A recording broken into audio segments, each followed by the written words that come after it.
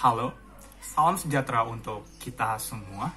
Pada kesempatan hari ini saya akan mempresentasikan riset saham yang telah saya analisis dan telah saya lakukan perhitungan pula. Dan sebelum saya memulai presentasi ini, saya ingin memberi disclaimer sedikit bahwa apa yang saya beritahukan di presentasi video ini hanya bertujuan untuk akademis saja. Oke, baik, kita langsung masuk ke presentasinya. Yang pertama ada teknik analisa. Teknik analisa yang saya gunakan yaitu fundamental dan teknikal. Serta perusahaan yang saya analisa, perusahaan utamanya ada ITMG, singkatannya. Kemudian yang jadi pembanding adalah BIAN dan PTBA. Kita lanjut. Kita masuk ke analisa fundamental terlebih dahulu.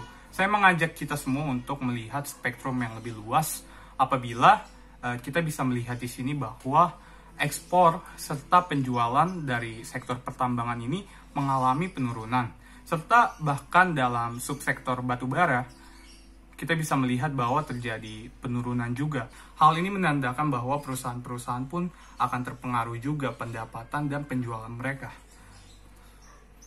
Kemudian kita masih dalam spektrum yang luas. Kita bisa melihat di sini dari Australian Coal Market dan Minerba SDM. Kita bisa melihat bahwa harga batu bara dalam 5 tahun terakhir di tahun 2020 menurun secara drastis. Begitu pula kalau kita melihat harga batu acuan yang secara signifikan terus menurun dari April tahun 2020. Dari Maret 2020. Lanjut, kita melihat spektrum yang lebih sempit. Kita melihat bahwa laporan laba rugi ITMG, saham utama saya, total pendapatan dan laba bersih pada tahun 2019 mengalami penurunan.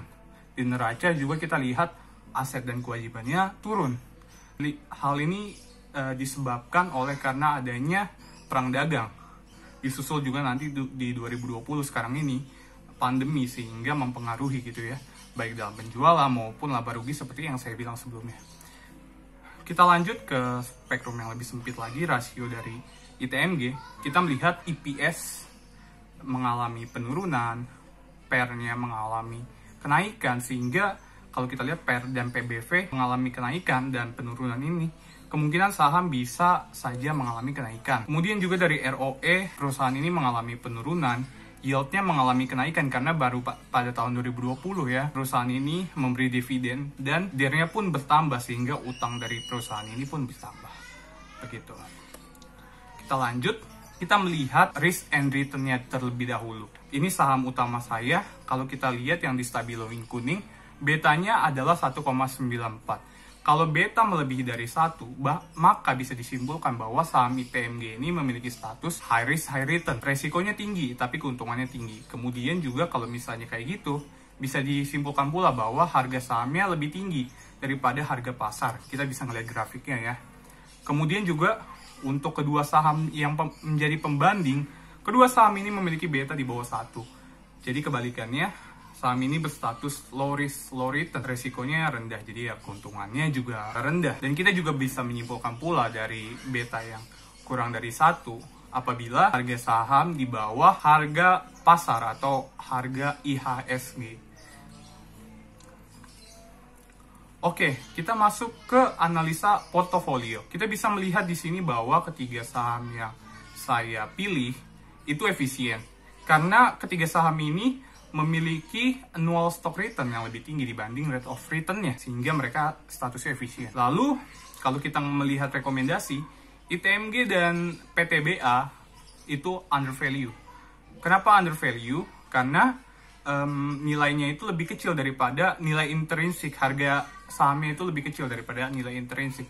Berbeda dengan BIAN, yang nilai pasarnya itu lebih besar dibanding dengan nilai intrinsiknya yang jelas-jelas minus. Begitu. Kita lanjut ke analisa teknikal. Analisa yang lebih kompleks dan jangkanya jangka pendek. Di analisa teknikal, aplikasi yang saya gunakan yaitu ChartNexus. Kita bisa melihat di sini, ini saham utama saya yang sudah saya gunakan ChartNexus-nya. Dan saya akan zoom biar kelihatan lebih jelas. Nah, kita bisa lihat di sini pada pola candlestick-nya, pada periode-periode terakhir, dia mengalami kenaikan. Tetapi kenaikan yang dialami tidak tinggi banget atau nggak turun banget. Jadi, kalau kita ngelihat ini periode paling akhir, ini kedua terakhir, yang paling atas kedua terakhir, dia nggak melebihi banget gitu ya. Sehingga kita bisa bilang bahwa trennya itu adalah sideways.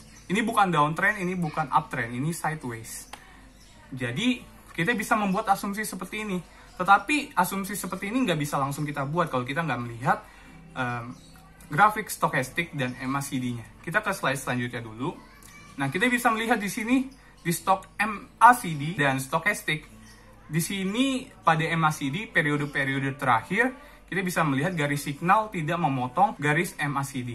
Hal ini menandakan tidak adanya bearish ataupun bullish, nggak ada tanda-tanda nih untuk time to buy atau time to sell.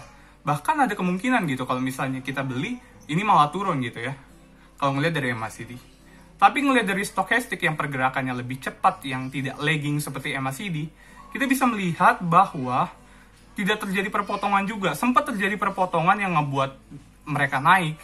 Tapi kita nggak tahu ya, apakah nanti terus naik atau bahkan malah jadi turun. Kita nggak tahu.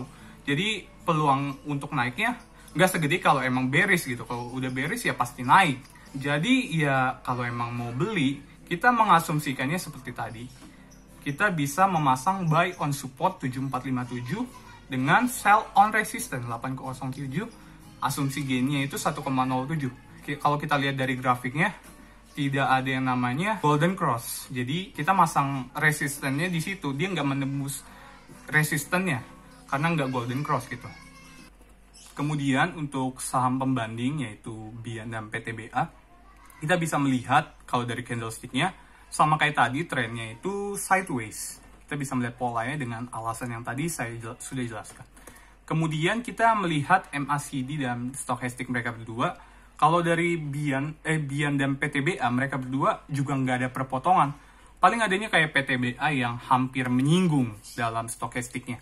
Tetapi pada MACD yang gerakannya lebih lambat tidak terjadi perpotongan, tetapi terlihatlah kalau mereka mau motong gitu ya dari signalnya. Jadi begitu. Kalau menurut saya, rekomendasi yang tepat untuk pembelian saham ini, saya masih merekomendasikan untuk membeli ITMG, saham utama saya, dan PTBA. Itu dikarenakan bahwa peluang dalam pertambangan ini cukup besar. Ketika nilainya sedang menurun, maka pada saat era-era new normal ini menuju ke normalan yang absolut, maka kita bisa melihat bahwa peningkatannya bakal meningkat juga karena di situ kualitas dari kinerja perusahaan kembali lagi sehingga nilainya pasti lebih baik lagi dan itu menjadi peluang untuk dapat gain. Sementara untuk BIAN ini kalau kita melihat bahwa mereka mulai kelihatan gak ada harapan dan saya nggak menyarankan gitu untuk mengambil resiko mengambil saham BIAN. Tapi kalau kalian tetap mau ngambil BIAN, buy on supportnya itu 12.000 sedangkan sell-nya itu 16.000. Asumsi gainnya 1,36. Sedangkan untuk PTBA, buy-nya itu 1808, sell on resistance 2131, sedangkan asumsi gainnya 1,17. Memang cukup besar untuk nilai-nilai saham pada sektor pertambangan. Tapi nilai yang besar juga memberikan gain yang besar pula. Jadi begitu teman-teman, saya rasa cukup untuk presentasi saya pada kesempatan hari ini. Semoga bermanfaat untuk kita semua. Sampai berjumpa di lain kesempatan.